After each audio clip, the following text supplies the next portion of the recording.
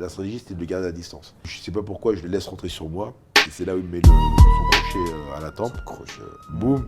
Là, je tombe. Quand t'es touché et que t'es sonné, t'es conscient ou t'es inconscient et que tu fais Non. Quand il me touche, quand il me voit tomber et je tombe sur mes genoux, je connecte les genoux, c'est le noir total. Dans le noir total, je fais un monologue de 20-30 minutes. Pour te dire que je sais pas ce que ce sera la vie de l'au-delà, mais c'est un bordel.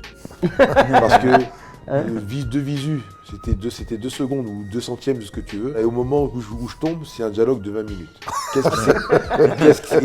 je te dis, c'était comme ça. Qu'est-ce qui s'est passé? Purée, il fait noir, bon, il fait bon. T'es à l'aise, il fait chaud. Après, je regarde sur ma gauche, à droite, je dis bon, là c'est bien, Alice n'est pas là, donc en l'occurrence, Alice au pays des merveilles. Donc je dis maintenant, bon, qu'est-ce qui s'est passé? C'est pas possible, ne me dis pas qu'il a gagné. Non. Il a pas gagné, il peut pas gagner, je suis meilleur que lui, 100 fois. Et à ce moment-là, je dis bon, écoute, ça va être simple. S'il y a des arbitres autour de moi, comme la fin dernière avec Franck Mir et Alice à côté, j'ai perdu, pas besoin de t'énerver sur le vénère. Comme d'habitude, tu te réveilles, tranquille. Mais si maintenant tu vois qu'il n'y a personne, faut que tu bouges. Donc au moment effectivement où je connecte les genoux, tu me vois rouler. Parce que je savais que dans le truc, il fallait que je roule, il fallait que je bouge. Parce que derrière ça, t'as toujours l'arbitre qui dit ça va, ça bouge. Donc du coup, boum, je fais le rouler-bouler. Maintenant, j'ai dit maintenant, faut que je me lève. Mais après, je dis putain, il y a un problème parce que le champ de vision, il est restreint. Et là, à ce moment-là, je dis c'est bon, là, c'est le bon moment. Je me lève, il me touche. La vision se réduit et je me dis c'est pas possible. Et après, à ce moment-là, j'essaie encore de me relever, il me touche encore.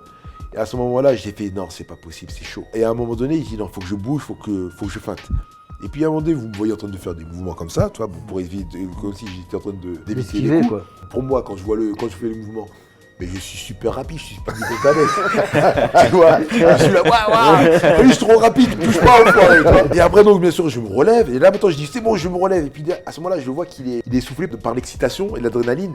Il a tout donné, donc il a besoin de récupérer. Donc, je dis, c'est bon, maintenant, il va me chercher, maintenant, il faut que je le prenne de vitesse. Et c'est quand, au moment, effectivement, je recule, voilà, il avance sur moi, puis je vois qu'à un moment donné, je ne peux plus reculer. Tu vois, je sens le grillage sous mon talon.